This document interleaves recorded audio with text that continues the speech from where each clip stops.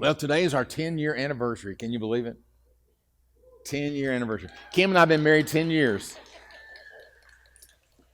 No, been married 45 years. 10-year anniversary today. Yeah. So thank you for putting up with me for 10 years. It's been a good ride. We appreciate you so much. A mother looked out a window and saw Johnny playing church with their 3 kittens. He had lined them up and was preaching to them. I can sort of relate that preaching to kittens kind of thing. Have you ever had to try to herd kittens? It's like pastoring. And the mother smiled and turned around, went back to her work, and she saw little Johnny out there preaching to the kittens. A short while later, she heard the cats just going crazy out there, just meowing and screaming and whatever cats do. She ran outside and saw the cats were sopping wet, and Johnny was in the process of dunking the last of the 3 cats. She yelled out, "Johnny, what are you doing?" He replied, "I'm baptizing the cats." "Johnny, stop that. You'll drown those kittens." Johnny looked at her and said, "They should have thought of that before they joined my church." Yeah, I understand that.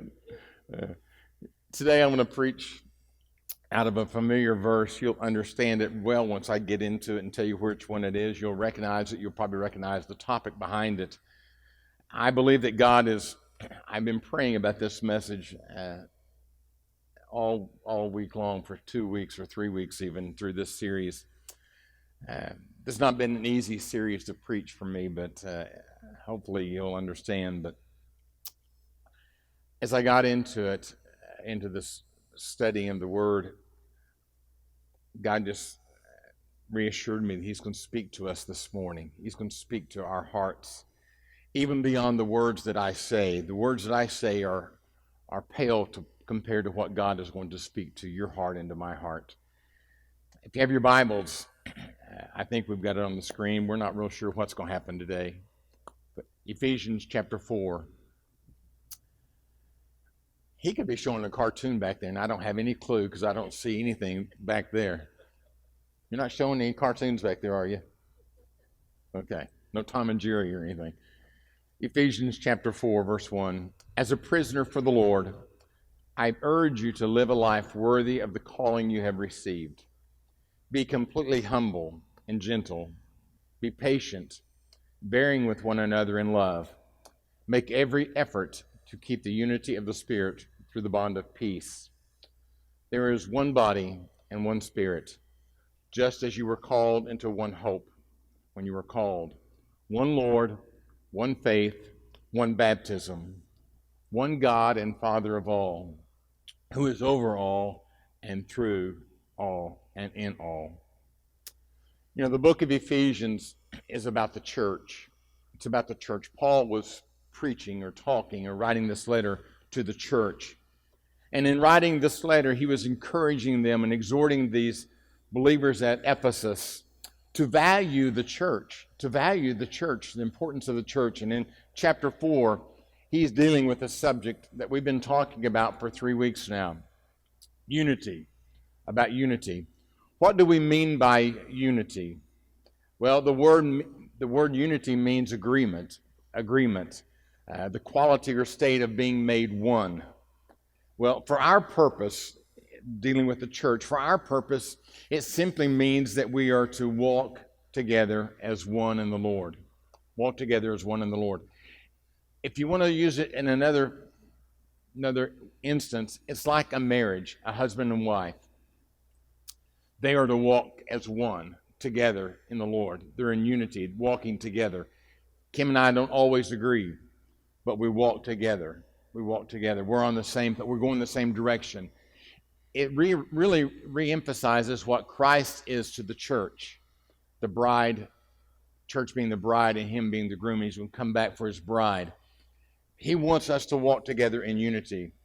So let me pause for just a moment and say that unity is God's goal for the church.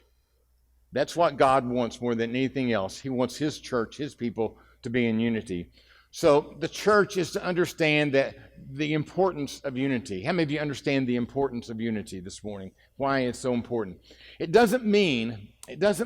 not trying to say that the church is to be, we're all supposed to be identical looking. Look at your neighbor. Say, I'm glad I'm not like you. We're not supposed to be identical looking or identical thinking or identically gifted people. We're all different people. We're not identical. We're not all the same. We are different. The body is made up of different parts. I don't have 14 legs. Sometimes I wish I did. I don't have 14 arms. Sometimes I wish I did. We only have what we have. But they're all different parts. And we use those different parts to give us strength, in the midst of our weaknesses. So when there is unity, there is soundness, there is growth, and there is health. And anytime there's not unity, then there will not be soundness, and there will not be growth, and there will not be health.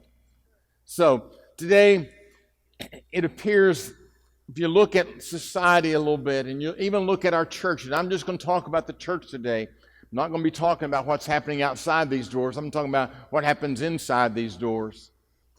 There appears to be a lot of individuals, a lot of ones,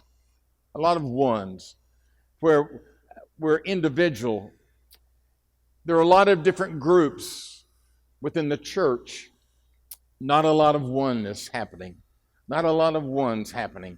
And the Bible tells us that we need to make every effort to get back to one, Jesus said this to his disciples. His disciples, they were out ministering. When he released them, they were out ministering. They were doing their thing. They were preaching and healing the sick and doing this and doing that. They were all doing all kinds of ministry things. But Jesus, and only he could recognize this so easily, he recognized that there was something wrong with what they were doing. Even though they were doing good things, he said there's something missing there. He recognized that there was division within his own team. Within his own group of 12, he realized there was division there. Matthew chapter 12, verse 25, Jesus said, he knew their thoughts, and he said to them, every kingdom divided against itself will be ruined, and every city or household divided against itself will not stand. Do you hear that? He knew their thoughts. He knew what was going through their mind. He knew how they were responding, how they were acting, how they were carrying on, even in their ministry, doing the things that God had called them to do. He knew that there was division among them. You can really go back and look at the storyline about Jesus and how there was bickering among the disciples about who was going to sit in the right hand and who's going to have the leadership spot, and there was even bickering about who was going to carry the money and all those kinds of things. So even though they were doing ministry, there was still division among them. Fact is, Jesus' final recorded prayer, outside of when he was on the cross, he said, Father, forgive them for they don't know what they do. His last recorded prayer, John chapter 17, the night before he is going to the cross, notice what he's praying. John 17, verse 20. My prayer is not for them alone. I pray also for those who believe in me through their message. See, they're out preaching. That all of them may be one. Father, just as you and I are in one, and I am in you. May they also be in us, that the world may believe that you have sent me. I have given them the glory that you gave me, that they may be one as we are one. I in them, and you in me, so that they may be brought to complete unity. I don't know that I've ever paid any attention to that last phrase I just said. I've read that verse many times, and I've preached on it before about being one, that they may be one as we are one. But look what he says, I in them and you in me, that they may be brought into complete unity. Then the world will know that you have sent me and have loved them even as you have loved me. Oneness is how the world knows that we are believers. It's not how you act in the world. It's not how you act out there, because sometimes we act the way we ain't. You know, we're in the gym, but you can still shout. Sometimes, in fact, you can shout more over here than you can over there. Sometimes we act the way we ain't. And Jesus says, I know that you're my disciples. The world will know you're my disciples because you're love for one another and because you're in complete unity. What Jesus was saying in these two sets of verses, he's sort of, if I can capsulize it, he's saying, I've got to get everybody back to one. I've got to get everybody back to one, especially my church, because my church is the way people know me. The way my church acts is the way people know me. So he says, I've got to get everybody back to being one. That's the very heart of God. That's the heart of God. That's that there's unity, and especially in his body. Especially in his body. So the question that came to my mind as I was looking at Scripture, the question that came to my mind that I want to ask you is this right here. What would it take, or what will it take, for there to be unity at First Assembly of God Church? What will it take for there to be unity at First Assembly of God Church? Well, the answer is a lot of things. The answer is a lot of things.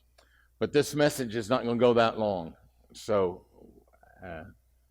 we won't cover them all. You know, the body is a diverse bunch of people. We are as different as night and day. We are different from each other as much as you can imagine. There are no two of us alike in this room. I'm not talking about the way we look. I'm just talking about our characteristics, our personalities. There are no two of us alike. Kim and I have been married 45 years next month. Kim and I are different as night and day. We really are. Even though I told you last week, she starts my sentences, finishes my sentences, and fills in the blank in between. We are as different as night and day. At nighttime, she's hot in the bed, I'm cold. It used to be the other way around. She used to be cold, I used to be hot. But as I've gotten older, I throw on an extra blanket on my side of the bed. She's kicking covers off on her side. She loves to shop. Occasionally we'll slip off to Branson, and there's only one place she really wants to go, or two places now. Two places she wants to go. Tanger Mall, the Landing. Tanger Mall and the Landing. You know why? Because she just loves the river down at the Landing, right? No. She just loves to shop. She likes to shop. Kim is a shopper. I'm a buyer. Kim will look at everything, and I'll go in there, and I know what I'm going for. My dad was this way too. We go in the store, we pick out what we're going to get, and we go home. We're done. It's just that quick. Kim's a shopper. I'm a saver. She likes to save money where she can spend it. She likes to spend money. I like to save money. The more money I have in my pocket or in my bank, it makes me feel better. The less I have in my bank or my pocket makes me feel a little bit nervous. So she's a shopper. I'm a saver. She loves roller coasters. I won't get near a roller coaster. She loves riding those roller coasters, going crazy on those things. I like my feet on solid ground. God made feet to be on the ground, not in the air. Just at the rapture is the only time I want to be in the air. So personality tests, we're as different as night and day. That disc test, you know, there's all kinds of personality tests now, but the last one probably everybody uses this DISC. I'm the DI and she's the SC, I guess. I don't know, but we've spelled the disc, you know, we're as different as can be. But I can tell you one thing, though we are as different as night and day, we are of one heart. We are of one heart. We are different. We approach things differently. We have different ideas about things, but we are of one heart. We love the same things. We value the same things. We don't have to be alike to do that. We don't have to be alike. We just have to love alike. I don't have to be alike. I just have to love alike. To sum it up in one sentence, we are different from one another. Physical differences, intellectual differences, economic differences, spiritual differences, they all compete against unity. Those things, we see those things happening in society, but they happen in the church as well. All those four ingredients compete against unity within the church. And walking in unity doesn't mean that we always have to have the same ideas. We don't have to have the same ideas about the same issues. We don't have to have the same ideas. We may have, say this with me, we may have differences of opinion. We may have differences of opinion from time to time. That's, the truth is, that's healthy and it's good. It's healthy and it's good. There needs to be diversity of thought. If we're all thinking the same thing all the time, doing the same way, then it's dangerous for the church. But if we can be different and get different collective thoughts, it makes us better. It makes us healthier. Yet with all of our differences, there are common ground. There's a common ground.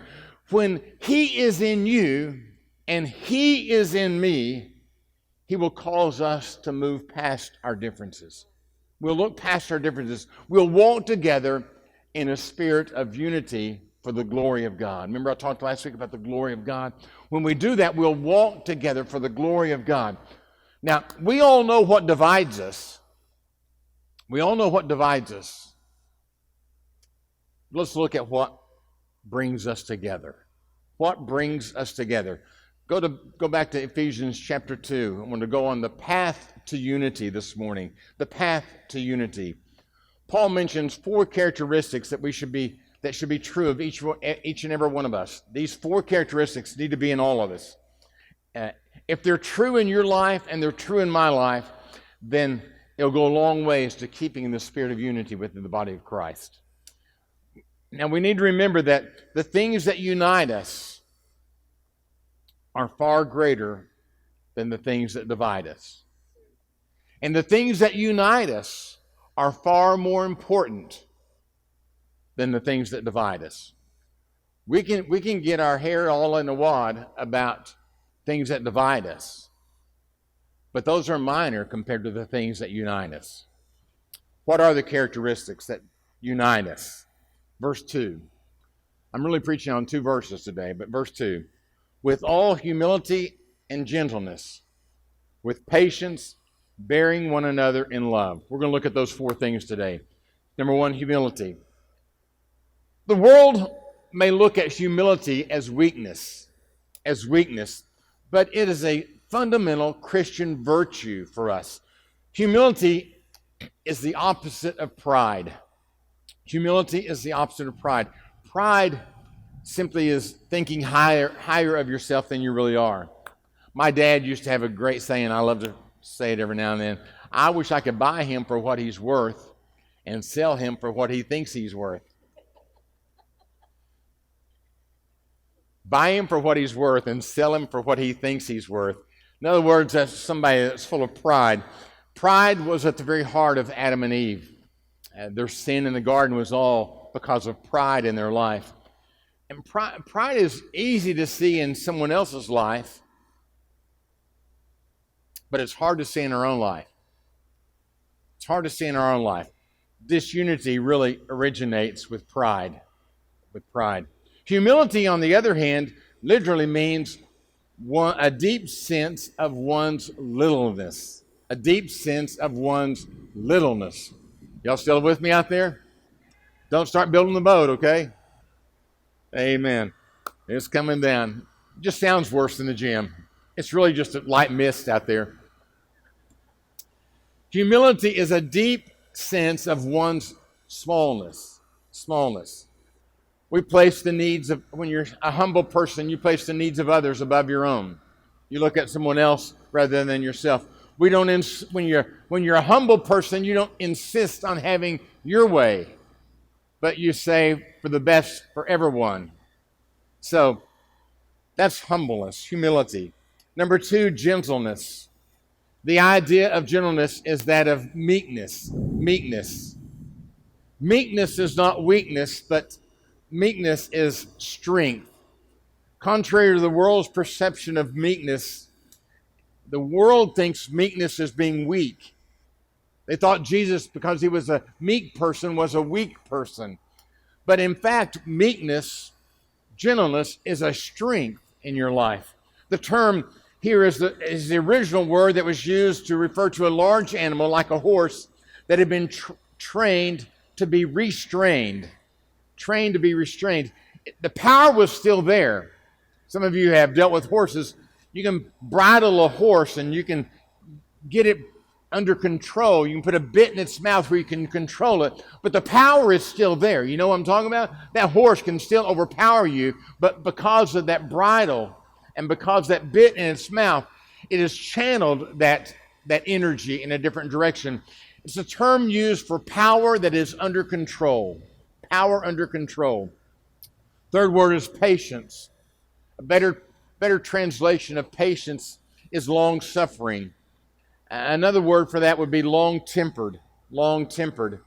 The concept behind it implies exercising restraint in a situation. I like this. Exercising restraint in a situation when you have the power to retaliate. That's not my definition, but it sure is good, isn't it? Exercising restraint in a situation in which you have the power to retaliate. The idea is having a long fuse as opposed to a short fuse. Having a long fuse instead of a short fuse. Kim has a cat and a dog. Is the cat a boy or a girl? Girl. I don't have anything to do with the cat.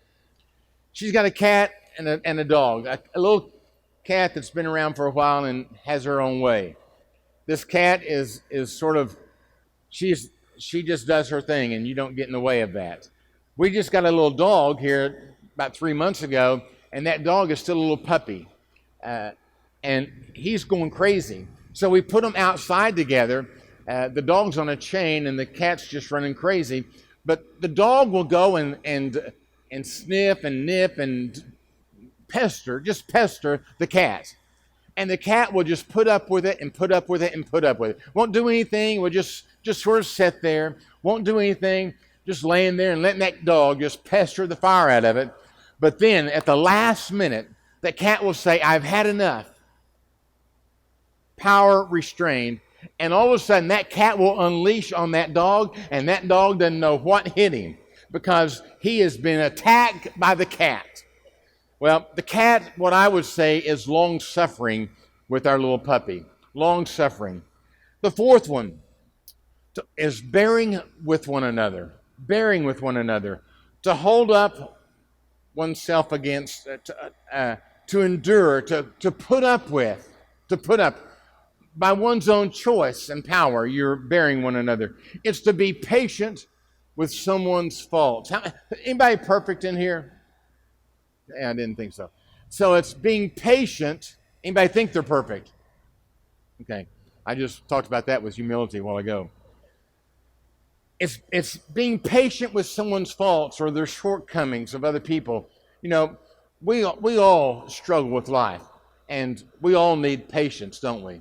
We all need somebody to be, just as we ask God to be patient with us sometimes, because God, He has to be patient with us, doesn't He?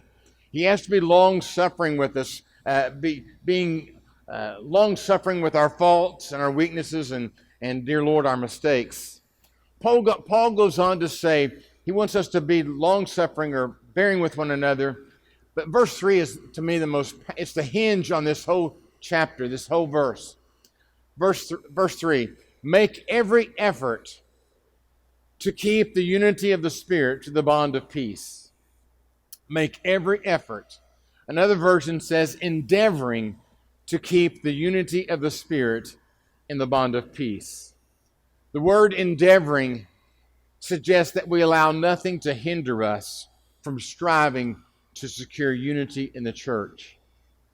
We let nothing get in the way as we strive to secure unity in the church. We're called to keep or maintain the unity of the church. We are all keepers.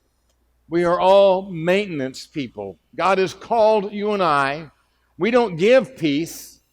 We maintain peace. Peace comes from Him, but we are to maintain that spirit of peace within the bond of the church. So He's calling us to exert every effort to preserve the unity of the Spirit within the bond of peace in the church, endeavoring to keep the unity of the Spirit. Do whatever we can Each and every one of us have a responsibility. We have a mandate from God that we are to do everything we can, endeavoring to keep the unity of the Spirit.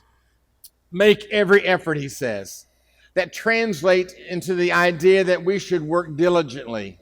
You and I should make it a part of our life that we are going to work diligently to keep peace in the church. You know, it's something that's important for us to maintain. Remember, I said that with peace, with unity in the church, we can do great things. But without unity in the church, we'll never accomplish much at all. Every effort we do will be hindered in some way. But with peace and with unity, God can do great things within our church. We do it through the bond of peace. That word bond signifies being tied together, being bound together, being as one. The fact is, we're not always unified. Listen to me. I'm about to close. The fact is, Paul gave us 4 things. You know what those 4 things are? Those 4 things: humility, gentleness, patience, bearing up one another, or long-suffering. You know what those are? Fruit of the Spirit. They're 4 of the 9 fruits of the Spirit. Paul is telling us he could have just summed it up, and he could have just said, hey folks, put on the fruit of the Spirit in your life. Let the fruit of the Spirit be active in your life. Let the fruit of the Spirit dictate everything you do. And I tell you what, that's in Galatians chapter 5. If we as individuals modeled that kind of behavior in the church, Paul wouldn't be writing to us in this letter. He wouldn't be telling us, hey guys, you need to get it back together and make some more efforts to bring unity to the church.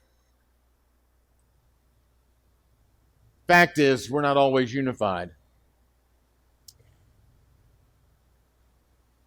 Would you say amen? We're not always unified. You know, in the church, just like in anywhere else, there's going to be disagreements. There's going to be disagreements. Sometimes over difficult issues. And you know, we face some of those things in our church. Difficult issues. There's going to be disagreements on those. There will be personality clashes because you don't see things the way I see things. My personality is different than yours. Maybe sometimes somebody just gets on your nerves. Right? Sometimes somebody may just get on your nerves. I know I get on your nerves, don't I? Come on. Shake your head, yes. Shake your head, yes. Sometimes I get on your nerves. I understand that. There's personality clashes in the church. There are disagreements. There are different preferences. Some people like red and some people like orange. You know what I'm talking about? Some people like red and some people like orange. I don't know why. I don't know why somebody would like orange. It's ugly. It's got its tie to Halloween. No, I'm teasing. Some people like red though, and some people can't stand red. We have different preferences. Sometimes over minor issues. Different preferences over minor issues. I don't care if you like orange. Doesn't matter. It's not going to make a difference in my... Randy's, he's orange. He's an OSU guy. But you know, it doesn't change my love and appreciation for Randy because he likes orange, because he doesn't know him better. That doesn't, I hope it doesn't affect him that I like OU. See, those are minor issues. They don't really matter in anything. In the grand scheme of things, those things don't really matter, do they? Or do they? Sometimes we let them matter, don't we? Sometimes we let minor things matter. We major on the minor and let those things become a stumbling block to us. Sometimes there's differences in our life over minor issues, minor things. But guess what? Sometimes there's differences over major things, over major issues in our life. At some point, sometime in your life, you're going to get your feelings hurt. Has everybody ever had their feelings hurt? You're going to have your feelings hurt. You're either going to hurt somebody's feelings or they're going to hurt your feelings. Somewhere along the line, that's going to happen. You're going to say something, do something, respond some way that's going to hurt someone's feelings. Or they're going to do something that's going to hurt your feelings. To resolve those problems, we must understand how important unity is. To resolve those issues, we've got to understand that those things are minor. They don't mean anything when it comes to the unity of the church. You know, we all love the idea of unity. We'd all like to sit around the campfire and sing Kumbaya, but I promise you, when we start singing it, someone would get a verse wrong. You know, we all love this idea of unity, but it's really hard to practice it. It's hard to practice. I've got this in my mind about what unity ought to look like and act like and be like, but it's hard for it to really materialize. I started thinking about Fern playing the piano and how great she is, and you know, and some of our singers, they harmonize so well together. Some of you sing and you harmonize so well together. Harmony is a neat thing. Harmony is a neat thing. When there's, I don't know these parts, so I'm not even going to attempt to do that. But when four people sing in four-part harmony, man, it sure is pretty, isn't it? When they sing and they're singing their different parts in that song, it is gorgeous. They could be singing something stupid and something not good, but when they're singing that song together in four-part harmony, it comes across beautiful. You know, no two notes are the same, but they work together to make a chord, or a fuller sound. You know, we don't have to be alike. We don't have to think alike. And we don't have to act alike to be brothers and sisters. Lord, just let it quit raining just until I get through. Because I'm getting ready to close. We don't have to look alike, think alike, act alike to be brothers and sisters. We don't have to do that. Harmony is a combination of simultaneous notes in a chord. Simultaneous notes. We all are different. But when we play together, it makes a beautiful sound. You know, I'm going to close with this. I don't think the problem is so much that we're unalike, that we can't get along. We're just so different that we can't get along. I don't think that's true. And I don't think the problem is that we just can't get in agreement on the issues that are important. We can't get in agreement. I think the problem is our heart.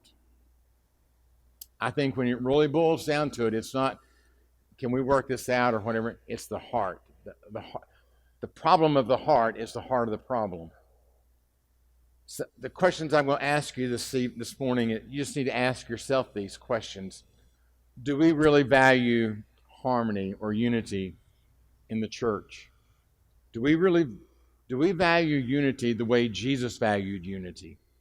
If so, why do we tend to focus on the differences rather on the things that we have in common?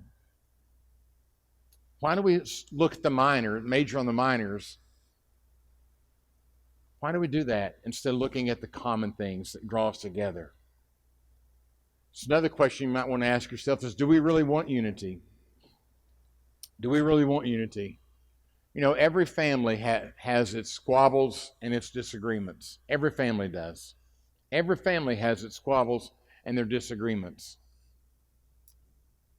But we're still family. The thing about a family, the neat thing about a family is you just don't walk away from it. I know you can, but the neat thing about a family is when there's a disagreement, you don't kick them out of the house. I know you probably thought about it a few times. And you may have said that to your kids at one point or another. But when you have a disagreement, you know what you do as a family? You work it out. You work it out. You sit down and you talk it out and you work it out and you come together. You work out those differences in a spirit of love. And that's a challenge for the church today. That's a challenge for the church today.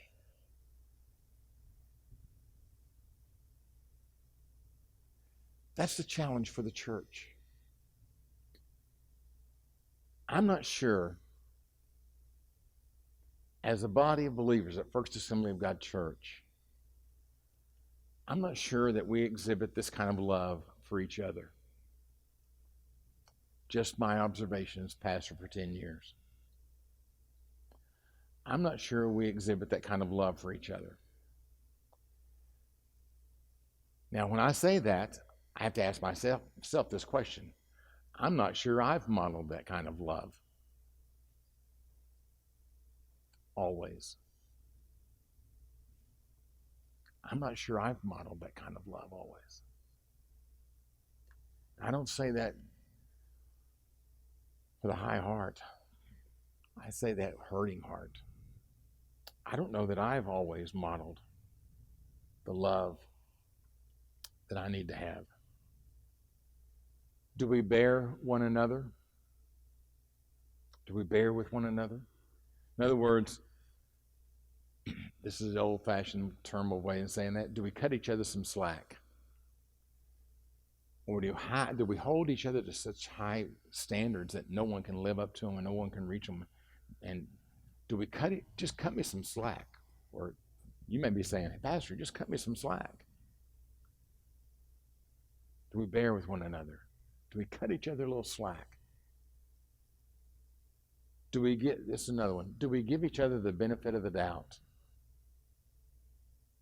Do we just assume and jump on the train that says you're at fault and you're wrong? Or do we give each other the benefit of the doubt? Do we really make every effort to demonstrate unity? Do we make every effort? Do you make every effort to demonstrate unity in the body of Christ? Do we strive for it? Do we work for it? Do we strive for unity? I'm reluctant to say this, but this series has been exhausting for me. I'm worn out preaching this series. It's been a tough series to preach about unity. First one about racial disunity within our nation.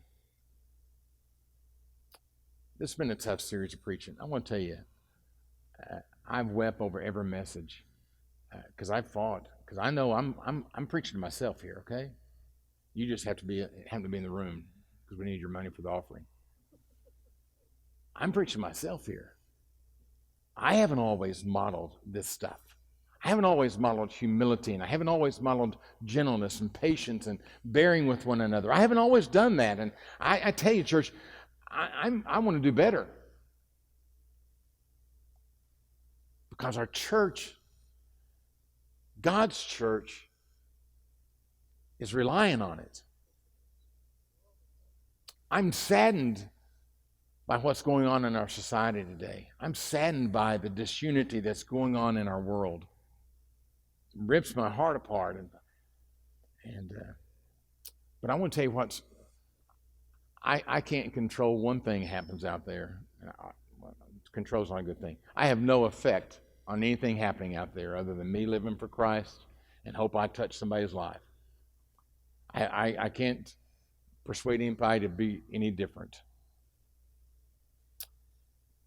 But as much as I'm saddened by the disunity in the world, I'm saddened by the disunity in my own church at times.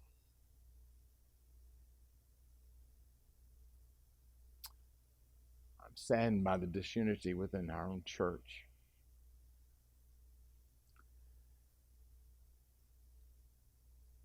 And I tell you, church, I so desperately want us to get this right.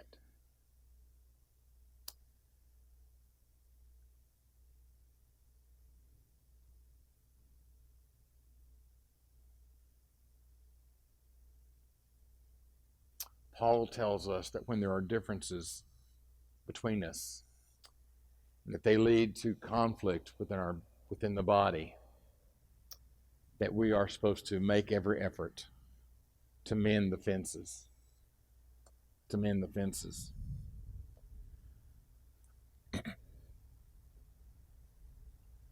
My son's wanting to he's got a privacy fence in his house.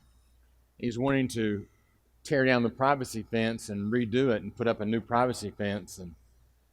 And that's could be rather expensive to do, probably $5,000 or so to do that, put a privacy fence. Some of you know what that costs, I don't know. And I was looking at it not long ago. I was looking at his fence because he wants me to help him. And I was looking at it not long ago, and I looked across of it, and I said, Brian, that fence there is good. It just needs to be cleaned and restained. And that area back there, it's good. It just needs to be cleaned and restained. I said, there's a board here that's bent or crooked or come loose, and it's not right. It needs to be rehung right. And I said, there's one board here that needs to be fixed and just replaced, that one board. And then this side over here, I said, he wants to get rid of a gate. And I said, we can just fill in that one little 8-foot section with a new piece, and it'll all look good, and it'll look fine. And I said, don't, listen to me. Don't get a whole new fence just because one board's bad. Let's just repair the board. Let's just mend the fence. When there's something that's troubling us, when there's differences among you and us, let's just mend the fence. Paul is telling them that where there's conflict in the church, don't turn into a grudge match or a family feud, the Hatfields and McCoys, but work to resolve the conflict. Work to resolve the conflict. Work to reunify ourselves with each other. He says, work quickly, in fact, to mend the fence. Matthew, I think it's chapter 18, says, work quickly to mend the fence. I think it's 18:25, I'm not sure. So, in closing this morning, we need to ask the Lord to forgive us for our part in the disunity that we may have caused, in the disunity of this church. And I'm not talking about last week, maybe last week, but maybe last month, maybe last year, maybe 5 years ago, maybe 10 years ago, maybe 15 or 20 years ago. Some of you have been around that long. Maybe you've done something that's still in your crawl, 20 years ago, and you ain't let go of it since, but it still bugs you. If someone was to bring it up, your fire would burn hot. So, ask the Lord to forgive us for our part in this unity. That we'll never have unity until we own that. We'll never have unity until we own that statement. If we've offended someone, and we have, and we are aware of that, when we know that we've offended somebody, then we need to go to that person and ask for forgiveness. When we know that we've offended somebody, we need to quit letting pride stand in the way, and we need to go to that person and ask for forgiveness. If we've been offended by someone, we need to do as the old Walt Disney movie, let it go. We need to let some things go and forgive those people. Let go of that anchor that's holding you back and they're moving on down the line, but you're held back because you're holding unforgiveness in your heart. Just let it go. Or go to them, one of the two. We've had some services here in the past few years that people come to the front and ask for forgiveness or say they forgive somebody and all that kind of stuff. And, that all works good. We feel better about ourselves for about 24 hours or so. And then we're back and doing the same thing we were before. We need to really let it go. Come on. I know you're not going to shout, but that's all right. We need to really let it go. And we need to go to that person, and God's dealing with my heart some things too. I'm not standing up here like I've got it all together, okay? I ain't got it all together. I'm telling you, I've fought this message. I don't like it a bit. We need to either go to that person and ask for forgiveness, or we need to just let it go and move on down the road. Because I'm going to tell you, each and every one of you, each and every one of us are a source of unity. We are a source. We're like a power outlet in the wall. We are a source. We're not the power. We are the source of the power. That plug-in over there is not the power. That power comes from a different place, but that is the source of it. I plug in there with a cord and I got power. Well, we are the source. We are the source of unity. Either we control it or we let it go and go crazy with it, and nothing happens. So this morning, I just want you to digest this message a little bit. I want you to digest this message a little bit. I've tried to digest it a little bit in my heart. It's been a struggle to preach this stuff.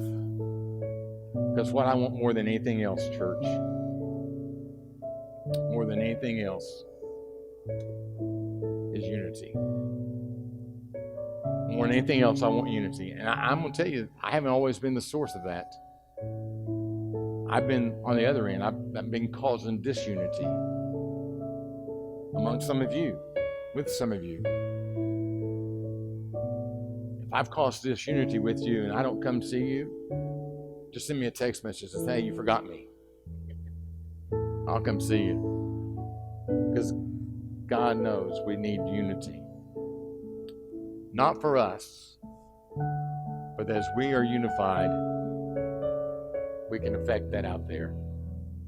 We become a source of life to a world that needs it.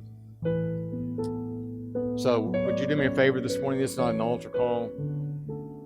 We still can't do those.